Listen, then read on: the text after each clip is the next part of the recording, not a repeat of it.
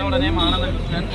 நானும் என் தெரு பக்கத்தில் உள்ள சிவமதி பொண்ணும் 2 வருஷமாக லவ் பண்ணிட்டு இருக்கோம். அந்த லவ் பண்ணிட்டு இருக்கிறது வீட்டுக்கு தெரிஞ்சிருச்சு. வர வெள்ளிக்கிழமை 6ஆம் தேதி 2 பேத்துக்கும் கல்யாணம் கோயில் வச்சு கல்யாணம் பண்ணி ரிஜிஸ்டர் ஆஃபீஸில் ரிசல்ட் பண்ணிடலாம் அப்படின்னு முடிவு பண்ணி கல்யாணத்துக்கான எல்லா வேலையுமே பார்த்துட்டு இருந்தோம்.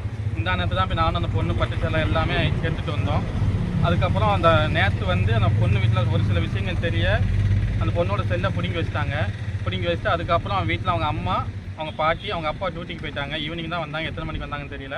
அவங்க தாய் மாமா தான் வெறுவாகட்ட பையன், அந்த ஜாதி கூட நீ போறியா, அந்த ஜாதியில் தான் நீ வாக்கப்படணுமா அப்படின்னு ஜாதியை தரக்குறைவாக பேசி, நீ அந்த ஜாதியில் தான் வாக்கப்படுவோன்னா உன்னைய நாங்களே கொன்று போட்டுருவோம், எனக்கு கௌரவம் தான் முக்கியம், நீ முக்கியம் இல்லை, கொண்டுட்டு நாங்கள் எப்படி பேசணுமோ நாங்கள் சமாளிச்சுக்கிடுவோம் அப்படின்னு அந்த பொண்ணை அவங்களே கொண்டுட்டாங்க.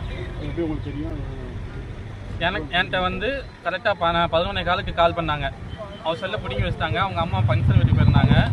ஃபங்க்ஷன் வீட்டு போகும்போது வீட்டில் பாட்டி இருக்காங்க. பாட்டி செல்லேருந்து என்கிட்ட பேசியிருக்கேன் இதுக்கு முன்னாடி. அதேமாதிரி பாட்டி செல்லேருந்து பேசி நான் சொல்கிறத ஃபஸ்ட்டு கேளு, இந்த மாதிரி ஆகிட்டு நான் எனக்கு பிரச்சனைனா ஒரு ஃபோன் அடிப்பேன், என்னை கூப்பிட்டு போயிரு அப்படின்னா.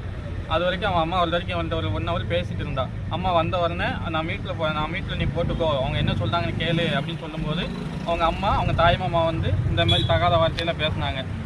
பேசிட்டு ஒரு 1/2 ஹவரில் செல்லு சுவிட்ச் ஆஃப் ஆகிடுச்சு. அதுக்கப்புறம் அந்த பொண்ணு சாயங்காலம் ஒரு 3 மணி அளவில் நான் பார்த்தேன். அந்த வழியாக போகும்போது மாடியில் நின்னான். கை காமிச்சேன், பேசினேன், சிரித்தேன், அழுதா. ரொம்ப நீ அழாத, நான் இருக்கேன்ட்டு சைக்கிளை சொல்லுதேன். அதுக்கப்புறம் யாரோ வந்துட்டாங்கன்னு நினைச்சு உள்ளே போயிட்டான்.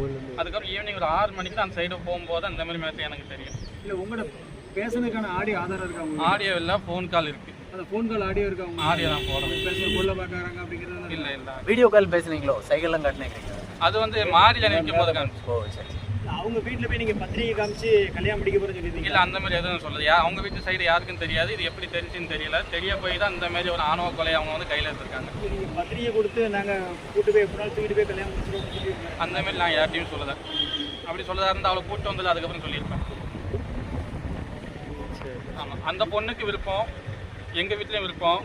அவங்க அங்கே போய் எங்கள் பொண்ணை கொடுக்க மாட்டோம், அதுக்கு அங்கே பொண்ணை இழந்துருந்தோம். அப்படி ஒரு முடிவில் அந்த பொண்ணை இந்த மாதிரி பண்ணிட்டாங்க. உங்கள் பேர்? பொண்ணு பேர் சிவமதி, என்னோட பேர் ஆனந்தகிருஷ்ணன்.